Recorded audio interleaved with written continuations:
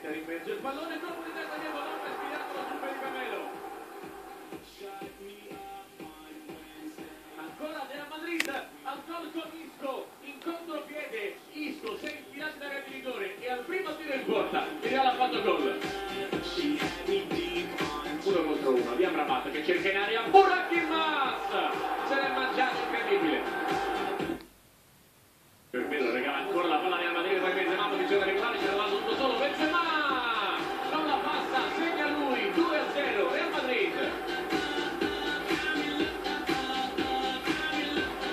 Posizione regolare di Maria Santà, Muslera, la palla sul fondo, la mette in mezzo, prima di nuovo Isco che la rimette in mezzo, Ronaldo fracassa la porta, fa 3-0 Cristiano Ronaldo. Dentro la rigore, Muslera miracolo e Ronaldo ribadisce per lo 0-4, il Galatasaray è già sotto la doccia. Dentro per Ronaldo, posizione regolare, si muove Benzema, Ronaldo fino in fondo, la mette per Benzema, eccolo il pokerissimo del Real Madrid, doppietta anche per Benzema dopo quella di Ronaldo, 5-0.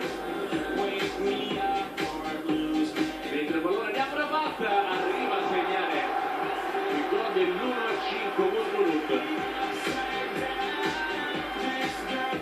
Ronaldo entra in area di rigore, doppio basso, passa ancora Ronaldo in area di rigore, 6-1, ma che gol, la tripletta del portoghese, mamma mia.